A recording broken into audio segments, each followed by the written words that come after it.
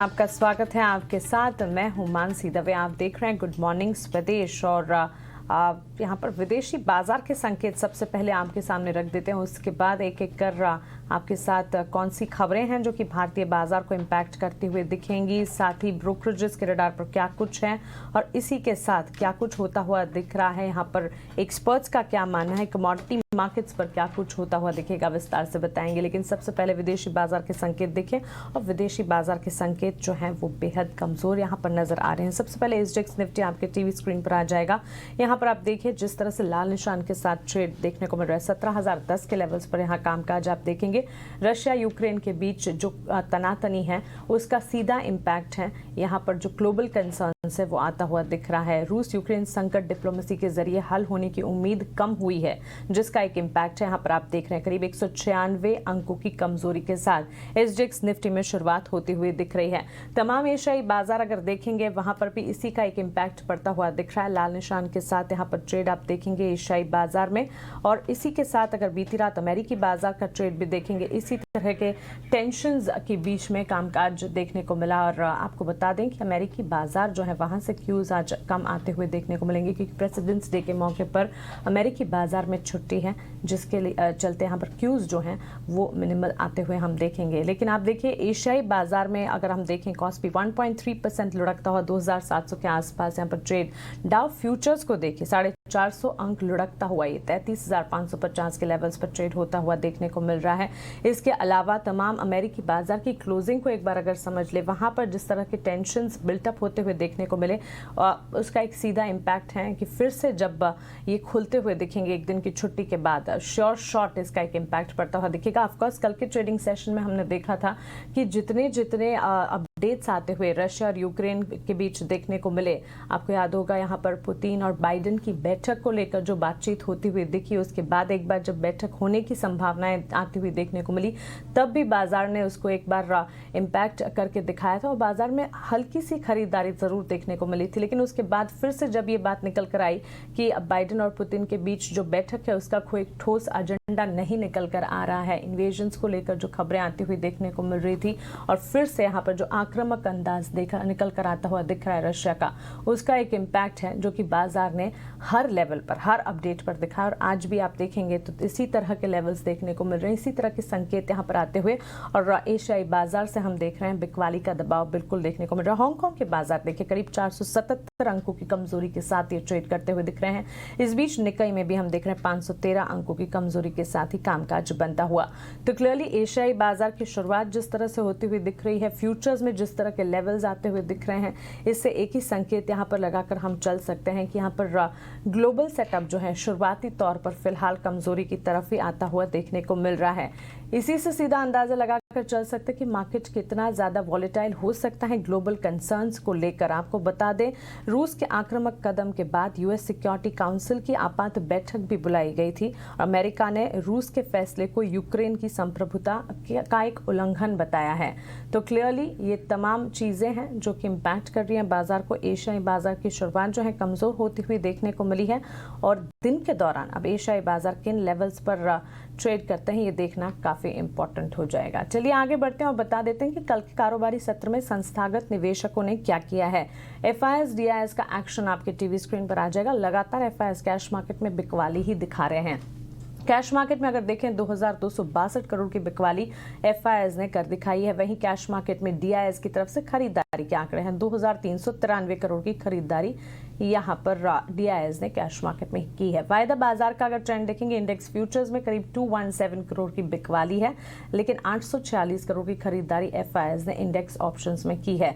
लगातार आप देखिए एफआईएस की तरफ से हम बिकवाली का ट्रेंड देख रहे हैं, और पिछले अगर हम देखें फरवरी से लेकर अब तक हम देखें तो 24,000 करोड़ रुपए से ज्यादा के शेयर्स यहाँ पर बिक चुके हैं। तो एक बड़ी बिकवाली एफआईएस की कैश मार्केट में जो है जारी है। एक्सपर्ट से लगातार हम ये पूछकर आपको इसका एक अपडेट बता रहे हैं कि किस तरह से इस बिकवाली को प्ले आउट करना चाहिए। लेकिन चलिए इन तमाम संकेतों के बीच आपकी बात करवाते हैं मार्केट एक्सपर्ट से और समझने की कोशिश करते हैं कि आज के बाजार की शुरुआत कैसी होती हुई दिखेगी और लेवल्स कौन से अहम हैं। मेरे साथ एसएमसी ग्लोबल सिक्योरिटीज के क्षितिज गांधी अब जुड़ गए हैं। क्षितिज, गुड मॉर्निंग, स्वागत है आपका 18 आवर्स स्वदेश पर। जिस तरह से हम देख रहे हैं ग्लोबल कंसर्न्स हैं जिसका सीधा असर है जो कि भारतीय बाजार पर पड़ता हुआ दिख रहा है, और इस बार भी हम देख रहे हैं एशियाई बाजार की कमजोर शुरुआत होती हुई दिख रही है। क्या लगता है आज शुरुआत भारतीय बाजार के लिए कैसी होती हुई दिखेगी? End of course monthly expiry के हफ्ते में हम चल रहे हैं।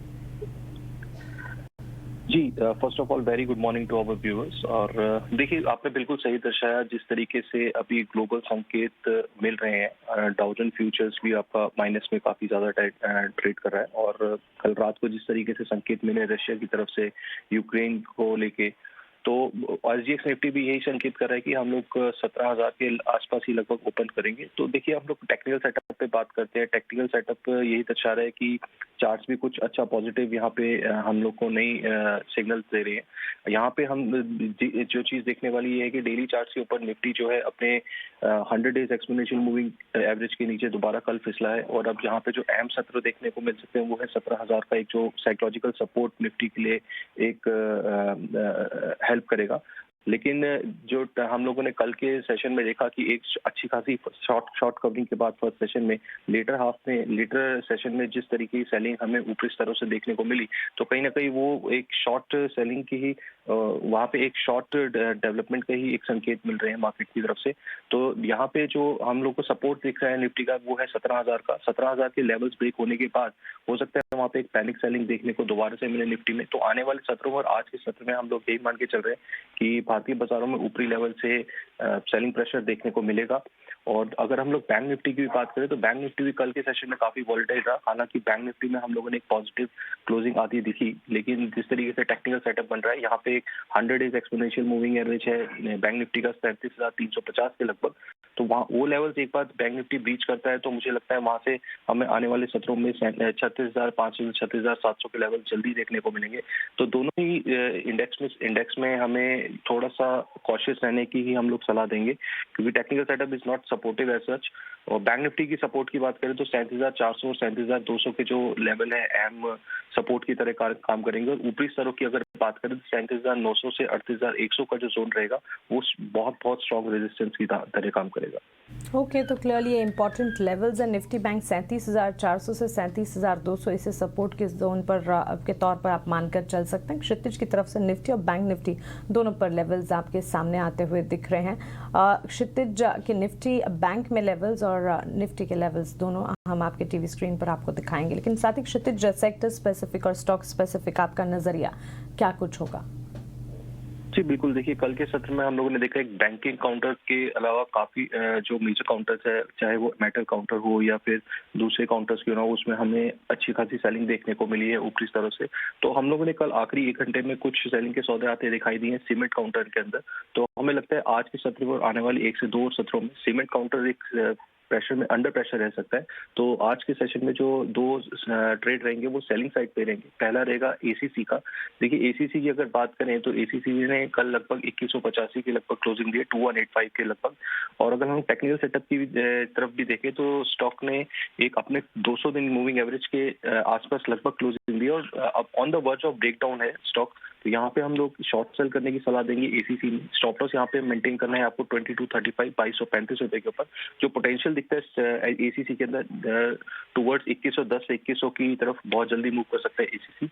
दूसरा जो काउंटर रहेगा देखिए वो रहेगा ग्रासिम इंडस्ट्रीज का। ग्रासिम की अगर हम लोग बात करें तो स्टॉक अपने जो अहम सपोर्ट लेवल था 1700 का उसके नीचे क्लोज हुआ है और अपने 100 डेज एक्सपोनेंशियल मूविंग एवरेज के भी नीचे इसने ब्रेकडाउन दिया। और अगर हम लोग टेक्निकल पैटर्न की बात करें तो यहाँ पे एक डिसेंडिंग ट्रायंगल के नीचे हमें ब्रेकडाउन होता दिखाई दे रहा है ग्रासिम में। तो यहाँ पे शॉर्ट सेल करने की सलाह देंगे हम लोग ग्रासिम के अंदर भी। स्टॉप लॉस रखेंगे यहाँ 1740 के ऊपर और जो टारगेट रहेगा पोटेंशियल वो रहेगा 1610 तक का।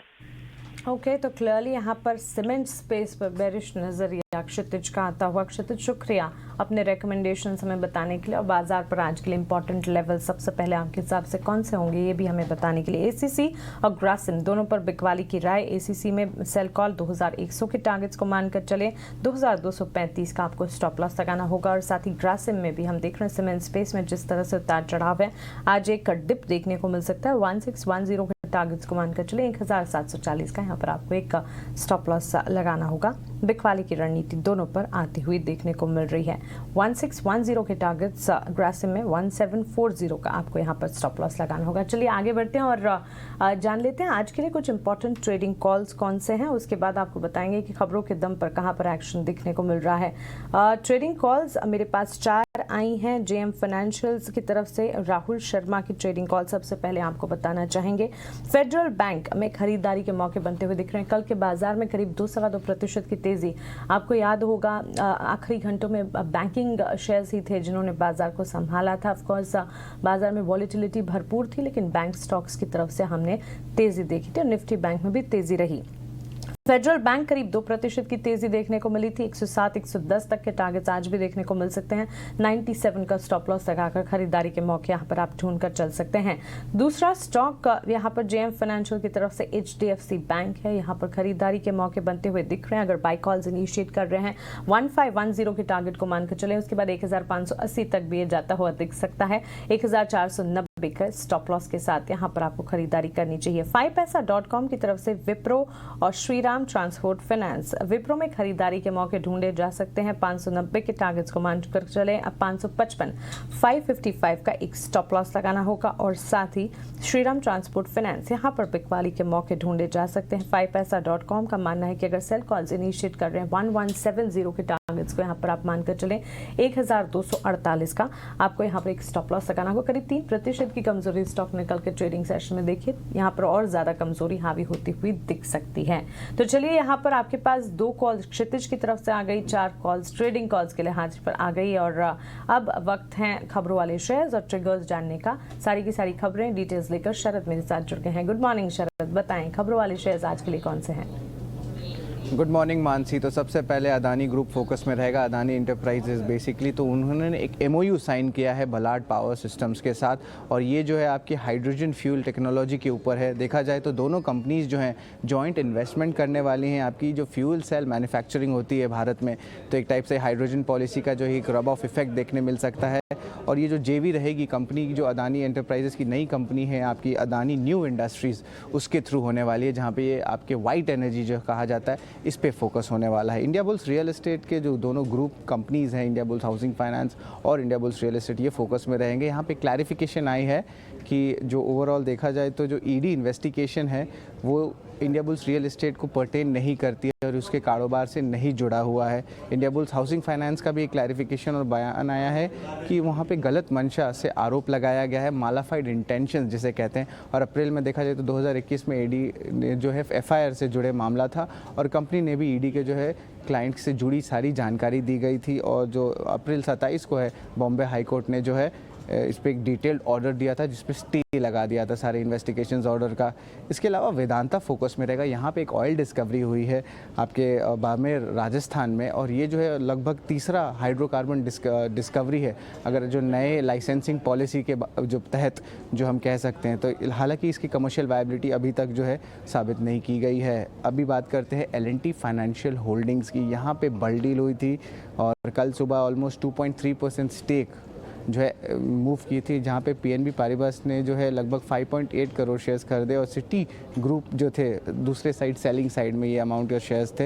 हिंडाल्को भी रहेगा फोकस में, और यहाँ पे जो उनकी आर्म है नोवेलिस, वो लगभग $50 मिलियन का एक इन्वेस्टमेंट करने वाली है। वो रिसाइकलिंग यूनिट पे खर्च होने वाली है। और देखा जाए तो ये जो है आपकी उल्सान में है कोरिया में, उधर जो है ये सेटलमेंट की जाएगी। NHPC भी रहेगा फोकस में, और यहाँ पे जो है आप देख सकते हैं कि जो 120 मेगावाट वाली उनकी एक पावर प्लांट है स्टेशन है कश्मीर में, उनकी जो है कमर्शियल पावर जनरेशन स्टार्ट हो गई है। जो बंद हुई थी ये कमर्शियल पावर स्टेशन, लगभग आप देख सकते हैं 25 सितंबर 2020 को बंद हुई थी, तो एक टाइप से पॉजिटिव ट्रिगर स्टॉक में दिख सकता है। IGC हैवी इंजीनियरिंग भी फोकस में रहेगा। यहाँ पे जो है उन्होंने कमीशन कर दी है अपनी सबसे बड़ी बायोमास की जो बॉयलर्स की प्लांट है उसको कमीशन कर दी है, वो चालू भी हो गई है और ये बायो इथेनॉल प्रोजेक्ट के लिए है, तो स्टॉक में एक पॉजिटिव रिएक्शन देखने मिल सकता है। और आखिर में बात करेंगे CG पावर का। यहाँ पे एक फोकस है कि बॉम्बे हाई कोर्ट जो एक असेसमेंट ऑर्डर है उसको क्वॉश कर दिया है। वो असेसमेंट ऑर्डर का जो वैल्यू है ऑलमोस्ट 684 करोड़ रुपीस का है, तो वो क्वॉश कर दिया। और ये जो डिमांड हुई थी IT डिपार्टमेंट से हुई थी वित्त साल जो असेसमेंट ईयर कहते हैं वो आपके 2019 के लिए, तो इसके लिए CG पावर और इंडस्ट्रियल्स जो है फोकस में रहेंगे। ढेर सारी खबरें हैं जिस पर आज फोकस रहेगा और इनफैक्ट हम देख रहे हैं जिस तरह से बाजार में ग्लोबल कंसर्न से उतार चढ़ाव है, ऐसे में स्टॉक स्पेसिफिक मूवमेंट्स कई सारी, और इसी के चलते खबरें जो हैं हमारे लिए काफ़ी ज़्यादा इंपॉर्टेंट हो जाती हैं क्योंकि खबरों के दम पर स्टॉक स्पेसिफिक मूवमेंट्स लगातार हम देख रहे हैं। लेकिन चलिए आगे बढ़ते हैं और अब इक्विटी मार्केट्स को तो हमने समझ लिया, इक्विटी मार्केट एक्सपर्ट से उनकी राय, उनके रिकमेंडेशंस भी जाने और खबरें भी जानी, लेकिन कमोडिटी बाजार में क्या कुछ हो रहा है वो भी समझ लेते हैं। और ये बताने के लिए हमारे साथ SMC ग्लोबल की वंदना भारती जुड़ गई हैं। Vandana, hi, good morning, welcome to ET now Swadesh. जिस तरह से हम देख रहे हैं यहाँ पर ट्रेड्स बुलियन मार्केट में, एक तरह से हम देख रहे हैं ग्लोबल कंसर्न्स जो चल रही है उसका एक पॉजिटिव इम्पैक्ट पड़ता हुआ दिख रहा है और सोने चांदी की चाल जो है उसमें एक मोमेंटम है, लेकिन क्या लगता है ये आपको टिकाऊ लग रही है तेजी, या फिर यहाँ से अब गिरावट आती हुई दिखेगी और सेल्स के ही मौके बनेंगे? जी मानसी, गुड मॉर्निंग। कल के सत्र में हम लोगों ने गिरावट आता हुआ देखा था, लेकिन ये गिरावट बहुत शार्प नहीं हो पाई और फिर से रिबाउंड आ गया। ये इस चीज को दिखा रहा है जो सेफ हेवन बाइंग है वो अभी और भी यहाँ पे कंटिन्यू रह सकती है। इंटरनेशनल मार्केट की बात करूँ तो 1926-28 डॉलर एक काफी बढ़िया रेजिस्टेंस है, वहां तक गोल्ड की चाल जो है ऊपर तक जा सकती है। यहाँ पे घरेलू बाजार में मुझे लग रहा है कि अगर घरेलू बाजार की बात करूं, मुझे 51,500 तक तो इजिली यहाँ पे सोना गया और मुझे लग रहा है कि हर गिरावट पे ये ऊपर की तरफ मूव कर सकता है और हर गिरावट पे यहाँ पे एक फ्रेश बाइंग आएगी जब तक कि यूक्रेन और रशिया का यहाँ पे एक कोई सॉल्यूशन नजर नहीं आता या इनफैक्ट बैठक भी शुरू होती है या नहीं होती है, ये भी थोड़ा सा यहाँ पे डाउटफुल लग रहा है।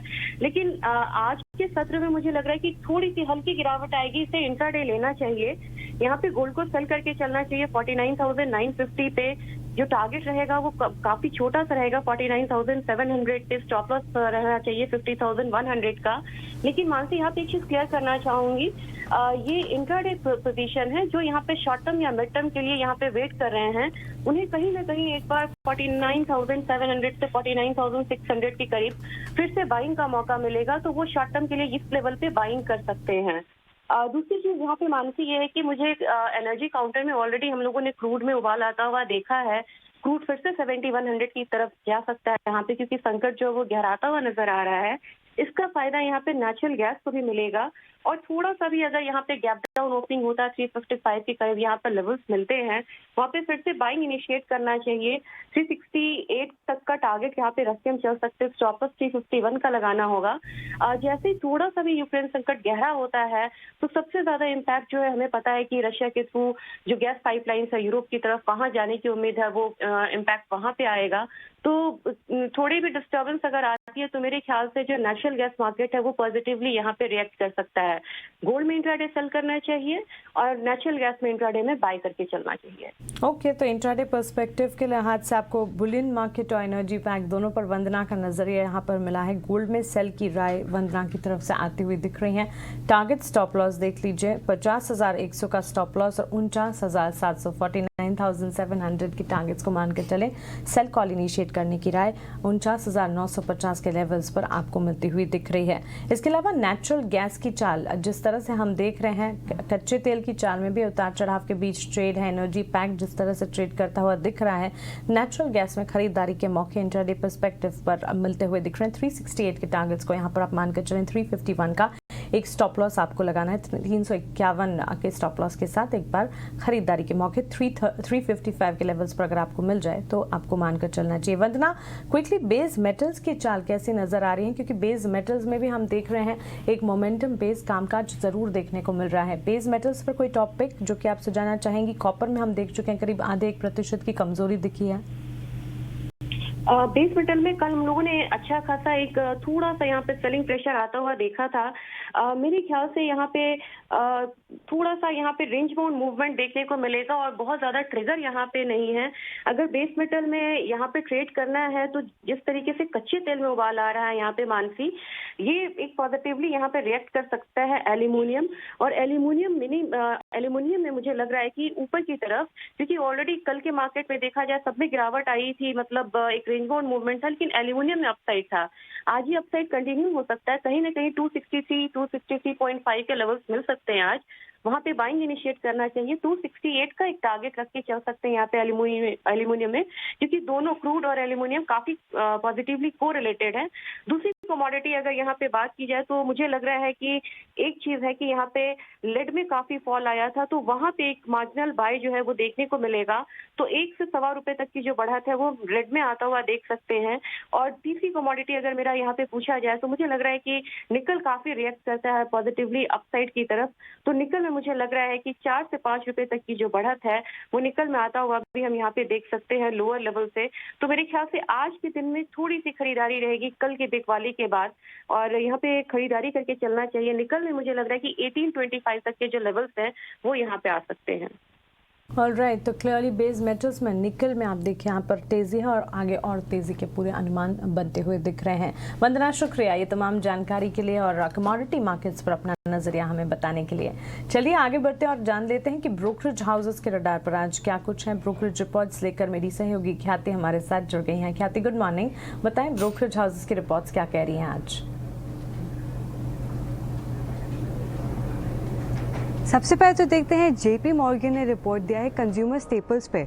इसके हिसाब से जो मार्केट शेयर कंपनीज का उसमें जो बदलाव आया उसकी वजह से बड़े मार्केट प्लेयर्स को काफ़ी गेन मिल सकता है अगले 3 से 6 महीने में, लेकिन महंगाई और रूरल सेगमेंट में फोकस रहेगा। इसमें मेरिको, नेस्ले, गोदरेज कंज्यूमर और यूनाइटेड ब्रूअरीज पर फोकस रहेगा। और जेपी मॉर्गन ने ब्रिटानिया पर भी ओवरवेट की राय को डाउनग्रेड करके न्यूट्रल राय दिया है। लक्ष्य रखा है 3800 रुपीज़ का। फिर देखते हैं CLSA ने विप्रो पे अंडर परफॉर्म की राय को अपग्रेड करके आउट परफॉर्म की राय दिया है। लक्ष्य का है 650 रुपीज़ का।